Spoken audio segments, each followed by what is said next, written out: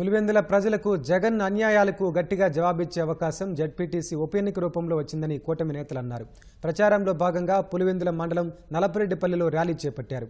MP CM Ramesh, మంత్రి సవిత, ఎమ్మెల్యేలు Adinarayana Reddy, రెడ్డిపగారి Madhavi, ZPTC అభ్యర్థి లతారెడ్డి సహా కూటమి నేతలు, కార్యకర్తలు ర్యాలీలో పాల్గొన్నారు.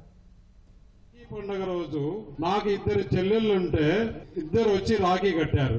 మరి జగన్మోహన్ రెడ్డికి కూడా ఇద్దరు చెల్లెళ్ళు ఉన్నారు కదా, వాళ్ళు ఎందుకు రాఖీ కట్లా?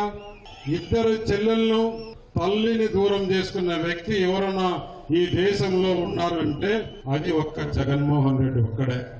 యావత్ ఆంధ్రప్రదేశ్ ప్రజలకు అందరికీ జగన్మోహన్ రెడ్డిని గురించి తెలిసి మొత్తం మొన్న ఎలక్షన్స్ లో అతనికి మంచి గుణపాఠం చెప్పారు. అయినా కూడా పులివెందులలో అతన్ని గెలిపించారు. ఈ పులివెందుల జెడ్పీటీసీ ఎలక్షన్ మంచి అవకాశం తీసుకొని అతనికి ఇక్కడి నుంచి గట్టిగా బుద్ధి చెప్పాలని చెప్పేసి మీకు తెలియజేస్తున్నా. ఇన్ని సంవత్సరాలు వాళ్ళకు బానిసలుగా ఇక్కడ ఉన్నాం. ఇప్పుడు అవసరం మనకు లేదు. 4 సంవత్సరాలు ఇదే ప్రభుత్వమే అధికారంలోకి ఉంటది.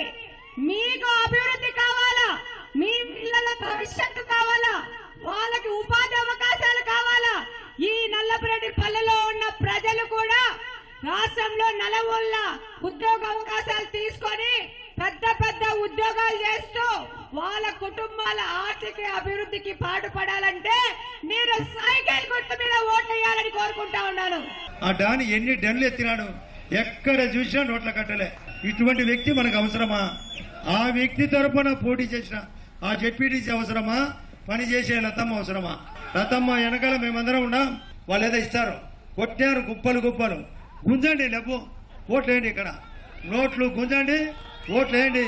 అలా చెప్తున్నా, నోట్లు గుంజండి, ఓట్లేయండి. మీరు ఎప్పుడో గెలిచారు. 14-19లో జగన్మోహన్ రెడ్డి గారికి ఎన్ని ఓట్లు పడ్డాయి?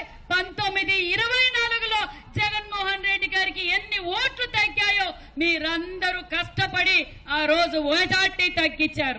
ఎర్రబల్లి చెరువు కావచ్చు, ఇక్కడ ఉన్న సివిల్ డిస్ప్యూట్స్ కావచ్చు, ప్రతి ఒక్క సమస్య ఇన్ఛార్జ్ మంత్రిగా నేను తెలియజేస్తున్నా. ఖచ్చితంగా ఈ సమస్యలని పరిష్కారం చేస్తామన్న విషయాన్ని కూడా మీకు తెలియజేస్తున్నాం. మహిళా మంత్రి ఉంది, మహిళా ఎమ్మెల్యే ఉంది, మహిళా జెడ్పీటీసీ కూడా ఇక్కడ ఉండబోతుంది. కాబట్టి మహిళలంతా కూర్చొని మాట్లాడుకోండి. మీ పిల్లల భవిష్యత్తు బాగుండాలి అంటే సైకిల్ గుర్తుకు ఓటేసి మన బీటెక్ రవి గారి భార్యైన లతారెడ్డి గారిని అఖండ మెజార్టీతో గెలిపించవలసిన బాధ్యత మన అందరిది ఉంది, మీ అందరిది అనే విషయాన్ని మీకు తెలియజేస్తున్నాం.